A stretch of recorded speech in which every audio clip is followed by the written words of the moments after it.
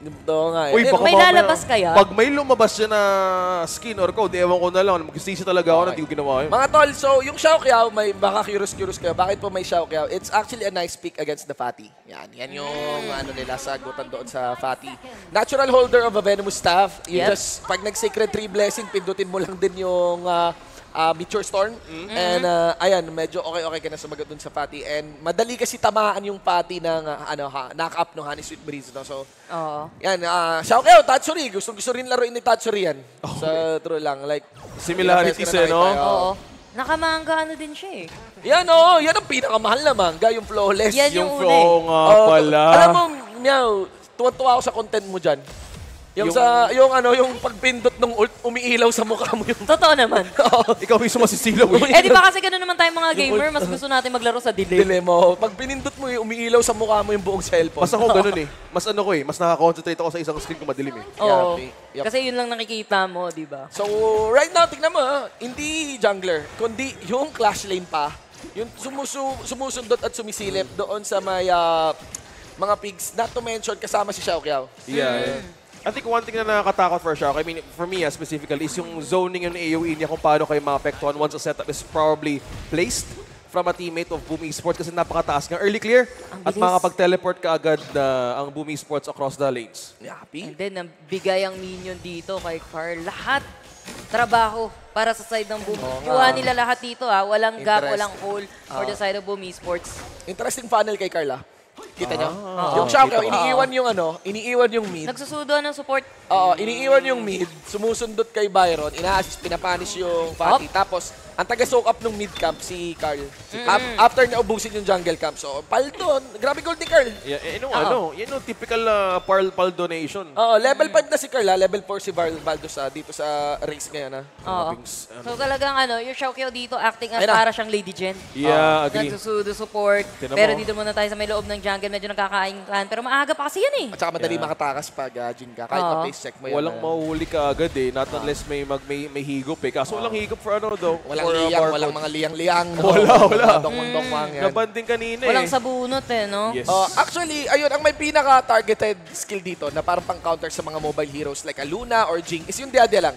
Oo. Na yung Bitter Farewell niya. So, pag Yung nakonect swing, kayo, madali. Tapos, kapag nakadikit na yung Bitter Farewell, within range ka na ng melodic swing. So, yan lang yung so far parang panghuli nila. Oh, yeah, a little slow down. Yan ang parang, Pwede rin kasing i-layer yung CC nyo. Sabihin natin, pag Bitter Farewell ka, and then at the same time, ma-follow up agad ni Tatsuri. Another mechanical interaction of Chano of this is yung Chano. Yung Chano, maganda piliin sa mga assassins. Kasi, pag marunong yung Chano mag-advance ng kanyang traps, yung mga brushes papunta sa kanya. Alam na hassle ka agad, kagat na eh. Makatapa ka lang ng Setsu Dog. Guard Dog talaga yan di ba? Oo, pero vision nandito pa. with the mirror domain. Carl! Merong intercontinental interbarangay lang pala nahuli nila dito. Walang Si reaction, Yato, pero wala na siyang kawala. Pero walang reaction dun. As in, hindi siya, walang trade, walang punish, walang Minsan kasi as early as this, pag nagkamali yung teammates mo, ewan ko kung mali talaga yan, pero dapat ganun may reaction ka man lang Yeah. Parang pang some sort of push. More on a shove, surprise kasi siya Sarili nilang jungle yun Nagulat eh. Oo. Pero mabilis talaga Jing Yun ang capacity ng Jing no? Oo. Yung AoE pa, I keep repeating it once again kasi napakahirap mga naman makahuli. Kasi yung takla dito na pwede makapag-slow down. Sabi mo nga, the Jaja is probably the great counter. For Alian po naman, you have crowd control immunity pero sa third pang bagsak mo is yung knock-up. Paano kung wala na yung Jing? So, now, 8 seconds bago tayo magtungo sa spawn of laging Tyrant yung binabanggit Oo. Tyrant kasi talaga yun. Yun talaga yung prayo Yun talaga yung advice bida. Hindi pa kasi Hindi nagmamatter talaga yung overlord ng early. Kahit No. slow. Damage buff talaga. Damage buff. Mas malaki yung gold neto kumpara sa overlord. Pero checking Iba lang pala din. yung laban. Hindi na nakapasok. Nandito sa likod ng laban. Pero 4 yung nakulong niya dito sa World is my board. Where is the follow-up? Ito na yung smash. Knock up pa itong si Byron, pero na-knock up siya nasa ere pa. Pero hindi sync kasi the moment na pumapampik yung Lianpo, nagpa-farm na si Baldos Oo Vulcan. Oo nga, no? Medyo hindi sync So may ibang adjustment na ginagawa sila kasi alam nila na team fight. Okay, or that's AoE, talo yung early game. Ito yung lineup pa lang. Oo. So Alam as mo, one ikot, ito yung nakakaasar sa Fatty. Ano? Melee siya pero hindi siya melee. Di ba? tama. Long range pa rin biglang nagre-range just because of the passing. Nakuha ba nila? Yung tower? Yung blue buff, parang wala akong nakitang nakasuot ng blue buff. Dun sa... Wala. Side ng Barcode. Curious lang, no? Barcode. Baldus. Si Baldus na Oo. nga pa ng May blue tsaka red. Ayun, Blue and yun. red, Meron yes. blue and red. Okay, okay. That's one. Uy, hindi niya pa napabagsak. Nice! Pero ito, gandang pasok ng Hero Domain. Nagkagulatan sila, pero Intercontinental yung kanyang Pero- lapag dito. pero- Uy, buhay na pa si Hato. May laban Pero pa sa may- baba. May laban sa gitna, sa baba. Oy! Nahuli pa nila under the turret. Etong si Chris, hindi siya mahal ng Diyos ngayon. Oh, akala ko Barcode na yung nag-setup. Doon na setup ang pala ng Nagka-setup Oh, yun eh. bumaliktad pala. Pero yun din, sabay pa talaga. Oo. Ambush on top to react, tapos push ka agad sa may bot. Alam na nila. It's a bit of a macro situation na ginagawa ngayon ni Boom Esports Ala. to put a lot of diversion plays. Ito din, bahay yung blue buff pa. Alam na nila yung timer sa blue buff. Nandun Oo. na si Carl, 5 seconds pa lang, 2, 1, lalabas yan. Sinabay Basag pa na yung rin. push sa may baba. Blue buff team fight. May Ito kulong, na isa naman. na huli. World is my board. Dalawa na huli. Ang target nila dito, New Moon lang for everyone para kay Luna. Valdus eliminated one. That's gonna be draw. Pero ahabol pa dito yung Boom Esports dahil nakapag-ultimate pa rin ito si Tatsuri. Medyo bumaan pa dito yung mga membro ng Barcode pero nakaalis naman sila in the danger zone. Good stronghold mula kay Barcode. Si Tron na wala. And looks like napapagana nila ngayon ang kanilang crowd control. Kamusta may items dito? Sparkforge Dagger na rin present, man. It's still anybody's game. Yun Oo. yung cool part dito. So, hindi talaga tayo nagkakamali. Yung may meta nga talaga na yung mid lane nilalagyan ng support item. Yan. Yung naisip kasi deafness tsaka grand stop tapos naka-stars na parang alam mo naka-support item si Yato. So, ganun talaga. Tapos yung Lian po yung rotation niya. Just So, standard lang na support. Ang ginagawa yata dito is to make sure na yung mid lane ipapa-funnel dun sa jungle. Yes. Kaya inano Yes, na yes. lang.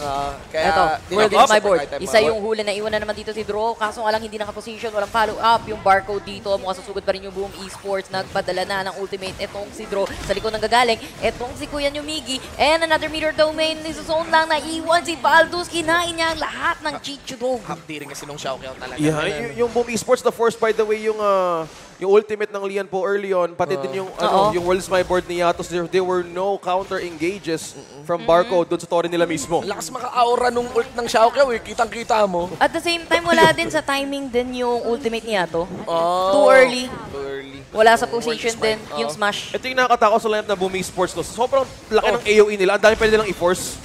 Ayan, no? Pinay-zone silang na isa. Ay! Naiwan! Naipit! Kaso na out opposition na naman yung World is my board na yun. Wala na namang World is my board. For this, no? So, may minion wave doon sa may mid lane Oo. side. Not to mention yung Lian po, papalambutin na yan ng pre. Nakita. Nag-face check eh. Papalambutin na yung Lian po ng Chano. Kaya kanina Oo. ang bilis na lang matunaw ng buhay ni Slime. So ngayon, yung Boom Esports may tenderizer na para sa kakunatan ng Walang ng board Barcode. walang board sa push na to. Walang World is my board. Yep. Okay. Pero nag-iingat yung boom. Okay. Respecting the strength still ng Barcode na meron sa kanilang lineup, may higo pa rin naman si Valdus. Tatsuri with Savants. Oo nga pala. Proscar na din si Miggy. So online na dahan-dahan yung items dito for Boom Esports. Matter of time na pwede sila mag-take down another T2. But open na rin Uy, Tyrant, it's ang up! Tyrant onto this game. May vision ng ang Boom Esports right now. Ay, pumasok sila. Word is my board. Isa lang na naman yung nakuling dito. Pero Lapit. another follow-up. Wala na naman yan kami from the side ng Barcode. Ang tino-target nila is none other than Miggy na nakakasurvive. Smash para kay Chano Miggy lang din with an ultimate coming from Tatsuri. Babad kayong lahat dito para sa side ng Barcode. Even under the turret, medyo dugaan na. Lumabas itong si Valdus ba survive friend. One casualty Hindi for na- Barcode plus a turret. Hindi rin na-sync yung engage mula kay Cristo, pre. Yeah. Kaya Oo, hindi makapasok yung pati. Nakita niya, papatay na yung land po. So Yeah. parang hindi nasabay. Medyo off yung Parang yung ano, timing wag na. track, Ganun. wag na, parang may ganun pa. Hindi na muna nagbigay ng extra body count for Boom Esports. No. Pero yung AoE ni Tatsuri na ginamit niya yung flash kanina, sobrang laki ng Oo. ng naging zone out for Barcode to the point na nag-hesitate sila to actually fight back. Medyo may ingat din naman sila. Uy! Binalikan! Binalikan! Okay. Pero, hindi naman. Muntik lang. Yeah, Muntik lang. Muntik lang. Curious Oo. din ako kung may passive si Yato dito, pero Jing highlights na sana. Oo eh. Just wanna mention, pre, yung Lian po ng Barcode may hawla. Hinaul niya pa rin. So, may plano pa rin yung Barcode. Oo. May binabaon pa rin yung Barcode for one momentum on this one. Kailangan lang magkasabay yung magkasabay yung World is my Word is my board. board. Tapos, Yung smash. ultimate, yung smash, tremor smash dito ni Lian po and Sacred Tree ni Fatty. All about the sequence for Barcode para makakuha ng isang ganti for team fight laban sa Boom Esports. habang gumagawa sila ng cleanup dito, kailangan talaga paganahin because kung iisipin mo, as din naman talaga ng crowd control. Pero kailangan talaga din mag-show ng damage na manggagaling din kay Triple V or kay VVV. Kasi on the main source of the Spark Forge, kailangan connected. Ayan na nga, nang pupok lang, oh. Naku, si Danny may Daybreaker. Oh, meron na pala. Oo, Kakabili eto lang. na, forces suppression, na-slow na sila. With a flash out, nakasurvive pa rin naman dito si Cristo. Mahal pa rin siya ng Diyos kahit papano. Kaso nga lang, magbaback yung barcode dito. May iwan yata itong si Slime. And mukhang hindi na siya papauwiin. May ipit na siya with the mirror domain. Pero nag-smash na lang din. Mabalik, papasok! 4-3! Pero what for? Pinapalon din! What for? Walang follow-up! At may flash na ginamit.